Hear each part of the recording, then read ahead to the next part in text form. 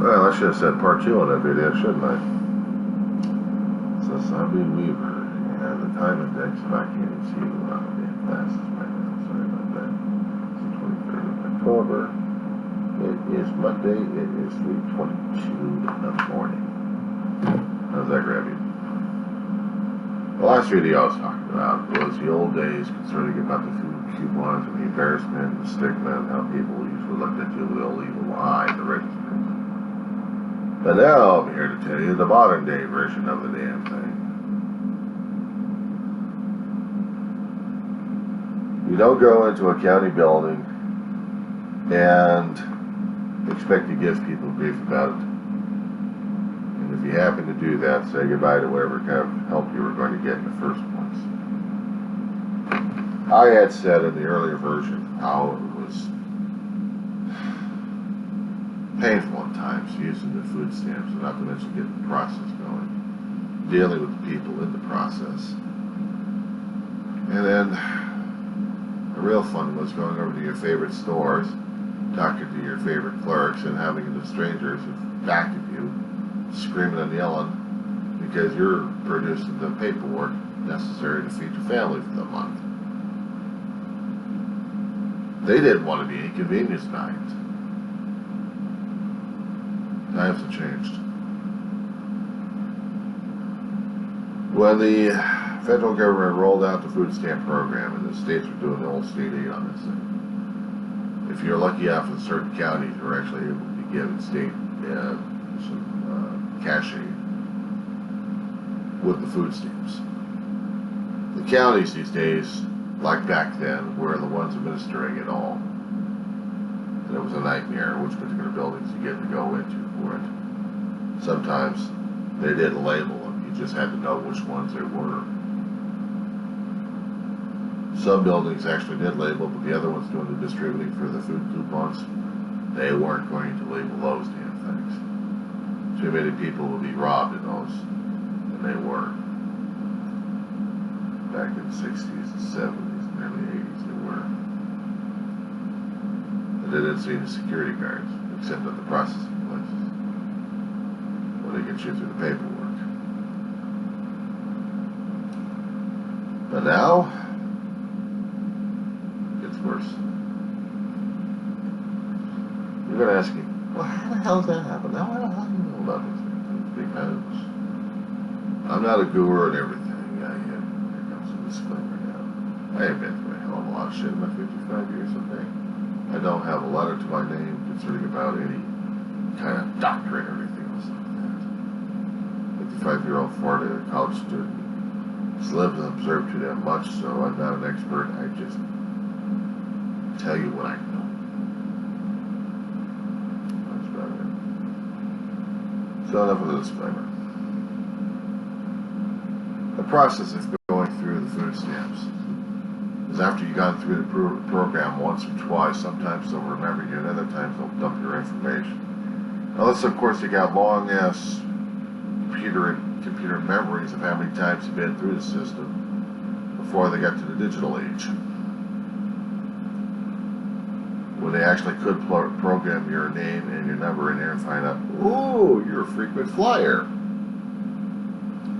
There was one clerk who actually said that to another person I heard. I said, oh, you're a frequent flyer here.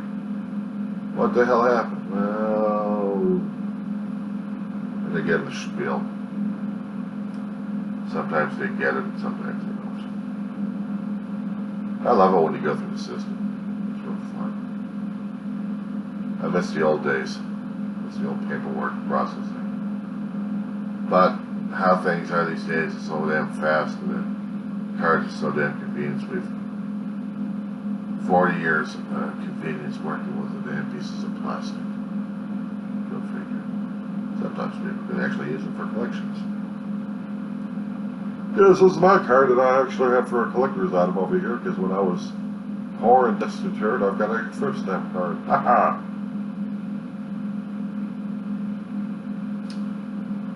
Required to tear those damn things apart or actually give them back to the county and let them have fun with destroying the damn thing. But these days, it's embarrassing as hell still trying to go through it. You locate the information either online or on your smartphones. You go to the nondescript collection of white-faced buildings all over the damn place that looks like they're county buildings. And they'll have the signs out, especially with the county of Los Angeles. And I don't know what happens in the San Fernando Valley, but I do know what happens in the Antelope Valley of California. Here comes the fun, boys and girls. Once you get the lovely pieces of plastic, you use them like ATM cards. You don't get the IDs checked, do you? Banks don't do that these days. They haven't done so in God knows how many decades. Technically they should, but they don't. Get them in, get them out, get them the hell out of here. So the process, they don't put you through a secret section of things to say, you will not disclose the secrets of the county to anybody, the paperwork process. You swear by the pen, the mighty pen that you put to paper.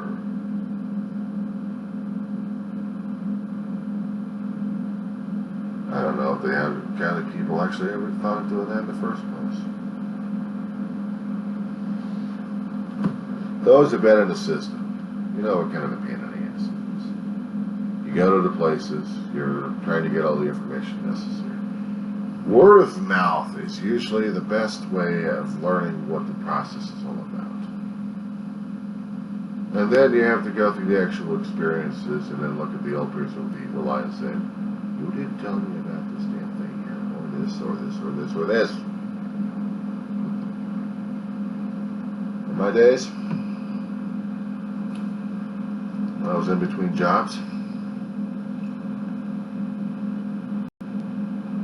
it was a nightmare. Embarrassing as hell. Seeing your brother going through the process is one thing. Then again, I had to go through the damn process, and it was also embarrassing as hell as well. They ask you for everything, including the maiden name of your two grandmothers if they had to, and they practically did. You had to go to places to get financial information, employment information.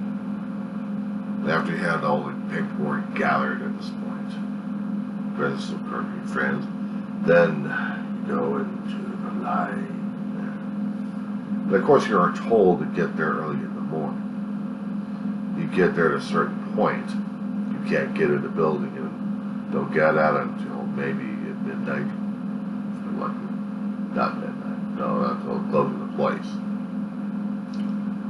But you get there early in the morning and you wait and you wait and you wait and you wait. Hope to God that they open up the place so you can use the bathroom in there. And then you go through the security line. Bring out all your metal, put them in the basket. No weapons are allowed, none of this, none of that, none of this, none of that. And please, take off your belt. What? Please take off your belt and any metal off of you. I'm not taking off my belt. Want him.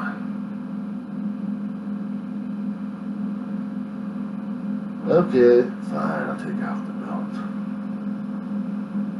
So when you get over to county places, it's appropriate that you actually have the appropriate attire for this. And also realize that they will want your ass. I'm not kidding. Some security personnel over there and sheriff's deputies, some of them actually do have a sense of humor. The others don't. So when you're going through the building for the first time, trying to get your food stamps before you get the medical aid, oh, this is real funny.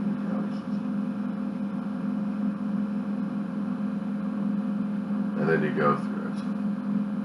And you have to put everything else back in your pocket. And then the fun part is trying to get through the belt and put back into your pants while you have a clerk saying, what can I do to help you out? Here's the paperwork right here. Please take this paperwork, fill it out, take a number, and set your ass over there. Next, please. Sometimes you just want to go. Oh, please bring back the pens. Yeah, actually do that. So here you are. You get this paperwork and you fill in the shit out. Yes, no, yes, no, yes, no, yes, no. What the hell does it want? What was that again? No, you can't ask me that question. How dare you? It gets even worse. And by the time you threw a stack of this pieces, I kid you not. I mean, you think it's a small amount, but this is a whole lot of stack of paperwork that you have to fill out. And somewhere in there, you'll have to produce other pieces of paperwork to support your claim.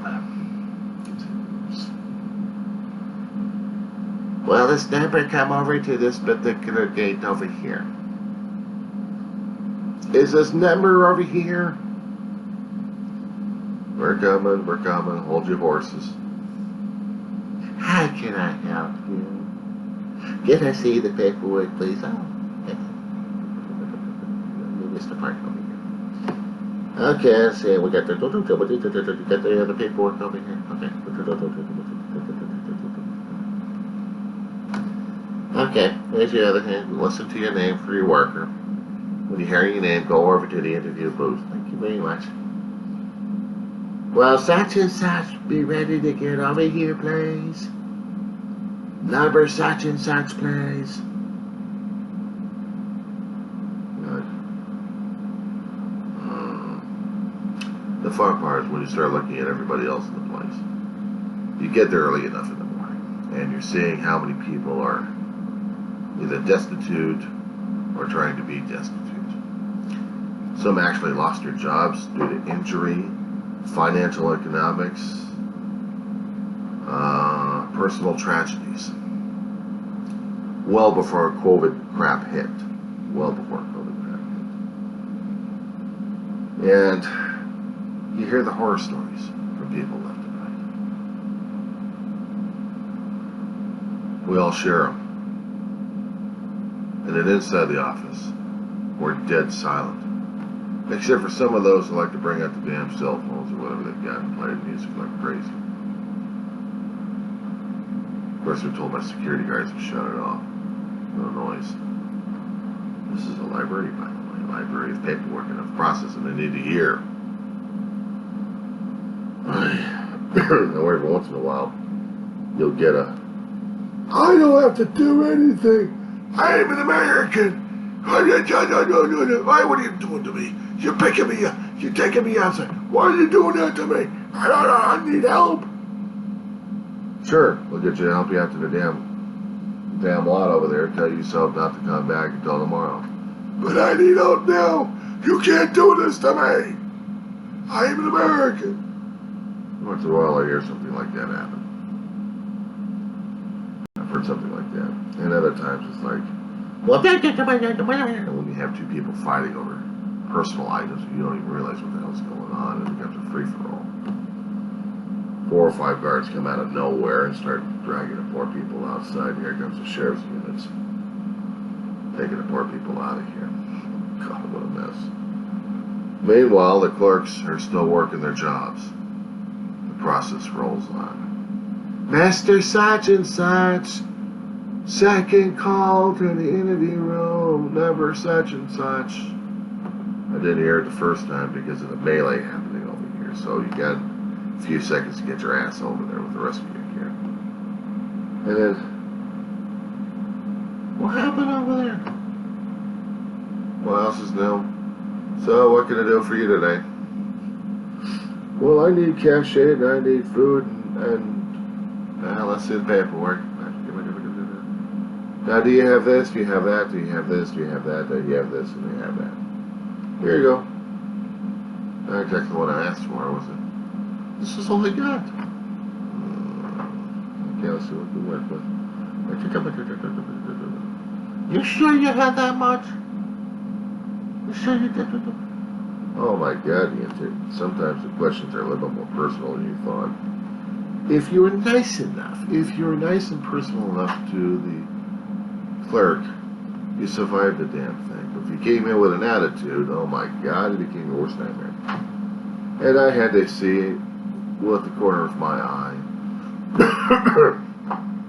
as my own interviewer, my own intake worker is processing the paperwork, leaves the desk for a few seconds, and I'm able to listen and observe just for a few seconds what's going on around me. And sometimes I hear, bitch, I've been over here a few times already. You keep losing the damn paperwork over here. I want the name of your supervisor. I want. That didn't get up until about a half an hour later. Meanwhile, if you're nice enough to the clerk, 5 or 10 minutes later, the paperwork's already filled out, processed, photocopied.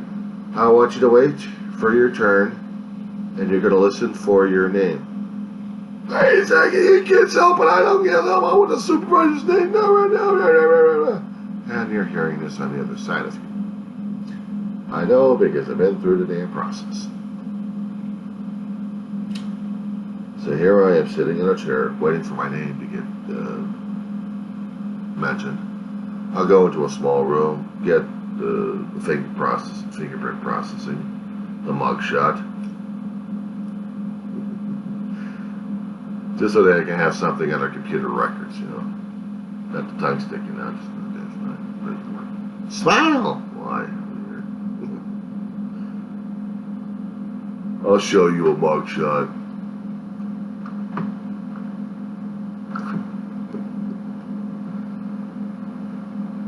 They have to keep it personal and private. After they get you processed that finally, then comes the cashier. You get the way to the cashier. And you finally get your dolloped amount of food stamps and cash aid. Not realizing that you got the ball and chain of the county right on your ass. It just got hooked around your ankles. Ow! Do you realize that you're on the work search program here? Yes. We need for you to go over to that section over there. You seem to be physically fit. Madam, I'm handicapped. You're perfectly fine for it, aren't you? We didn't cover this in the intake worker. Can I talk to the intake worker about this thing? Sit over there and wait for your name to be called again 2 or 3 hours later.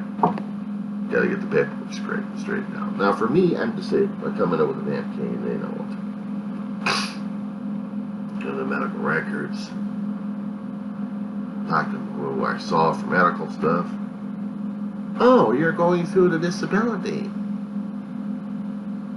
We have people that can help you out with the disability situation here. You're lucky out when you're disabled. Or if you're fully able over here. Well, did you go for a work search program over here? The next section of the building over here, they'd love to talk to you about it. And they got more paperwork and more process to talk to. Gets even better is every 3 or 4 months. No, every 3 months and then add an extra month to that one. That you have to get processed again, and you have to tell them that, yes, you're searching for work. You haven't had any financial changes, and you're still a meatball. Put it in writing, on this piece of paper. County mails it out to you, and if you happen to lose the damn piece of paper, this is why the county's over there in the first place. You give them a designated outside mailbox, no guarantee you're going to have it over there in the first place, is it? They'd love to see your ass over there, but they don't want to see your ass over there, but they'd love to see your ass over there. How does that work for you?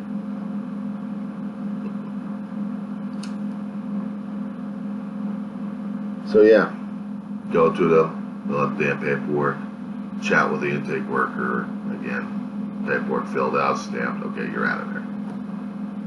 GR. Fun for the food stamps and cash aid. Gets worse when it gets out from Medi-Cal. Next day, you're going over to Medi-Cal. Because at this point, you've already wasted half your day already trying to get the food and cash out of them. That'll start immediately, if you're lucky enough. And you're actually able to get something to eat. With the Medi-Cal, concerning about the insurance, that's a different story altogether, because now you got to fill out a whole different paperwork. And you got to wait until about maybe 12 noon or maybe 1 if you're lucky enough to get the hell out of there. If you get there early enough in the morning, standing outside the county building, you're also talking to other people and listening to them gripe and grumble and everything else. You go through the other metal detector, and it's not as stringent this time. You go over to the welcome area, they give you the paperwork to start off with. And then you're in line to fill out the paperwork. And you have to sit down, you have to get more paperwork processed. Oh, your name gets called, so you go to these long windows over here to put the paperwork in the process. And then you gotta wait for about another hour or two before your name gets called. Maybe if you're lucky, they've got these boards up, the LEDs, or the flat screens. It actually has the information of what your name and your what your worker is, and if you're being called or not.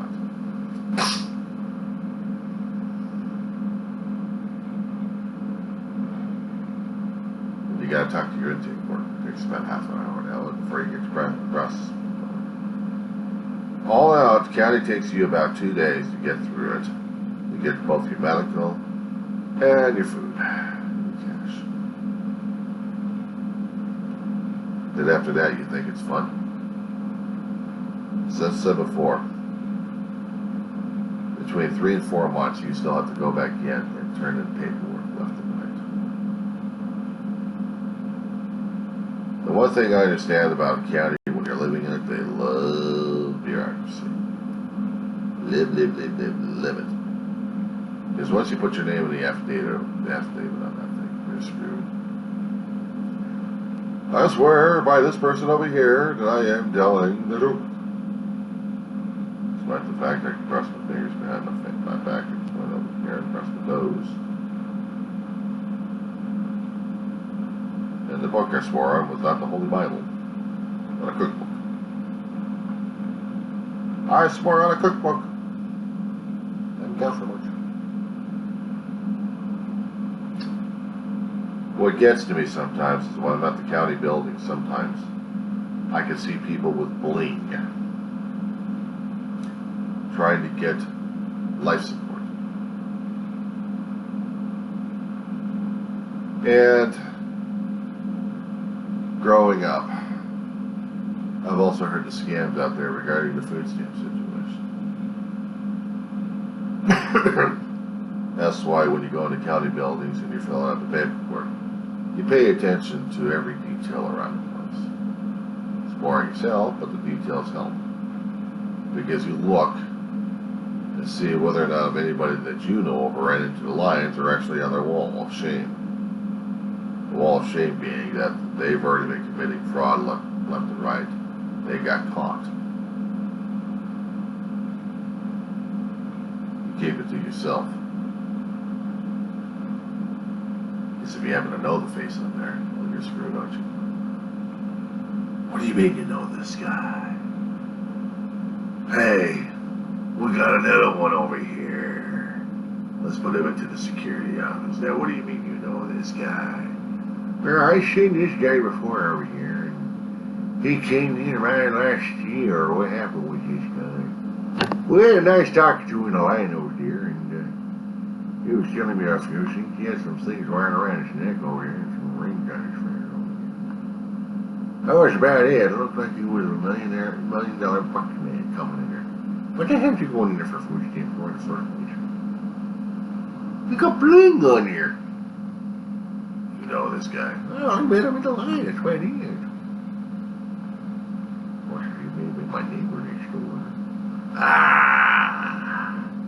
We're keeping you here for questioning. Now what's that for in the first place? Conspiracy. Take him down to the vision. Now wait a second, what are you taking me on, young man? I'm on Foodstamps. I mean, you can't take that away from me. You'd be surprised how many people get processed that way. But I have yet to run into that particular scenario. Of course, I've seen people coming in with bling. I've also seen people coming off the streets, smelling it and looking it. I've also seen people coming in looking like they just got fired. They can't get the unemployment. They can see the desperation in their looks. I can also see some of the injuries that they had shown or not shown. You see it the old times. County is a last-ditch effort for survival at this point over here. Nobody likes to be on. Back in the heydays when he had the paper, the stigma was a hell of a lot worse. These days, it's almost commonplace. It's almost commonplace. Not so much of a stigma. But you go on social media and they're doing the stigma over here. That's what they try to do, the more the shaming. But I have yet to hear in different areas and different sections of town where I live that they shame everybody else because they're using food stamps. Because some of the people I keep running into have food stamps. It's not the easiest damn thing to admit to. Yeah, we all like to be self-sufficient. We all like to be working our asses off and getting the paycheck. And it makes us feel good when we get the annual or the bi-weekly or even the monthly stipends from our employers. Or from our own sweat of our brow that we can actually collect from other people and feel like we're $1 million again. Sometimes when you do work at a job and you're getting the 2-week allotment, or you're getting a monthly stipend, and sometimes it's just not enough. So you need the additional help. And the stigma is still there. It's subtle, silent, but it's still there. That also exists in memories. Memories of those who've been through it, have experienced it. But they're not the ones doing the stigma, because usually it's the ignorant bastards out there who haven't been through it. Who don't even know what it is to go through a food line. What's even worse sometimes is when you're on the food stamps and you run out, you have to go to food giveaway places. There's no shame in that. I've seen all people of all sorts. You feel like a community trying to help out a community. Problem is, when you're so stuck up with the stigma of able to work for a living and then you're not, for whatever reason. It's hard to live on the stigma that you have to deal with the kindness and charity and that. I've always depended upon kindness and strangers. Maybe. Because the kindness of strangers, it usually helps out the other strangers the most when they need it.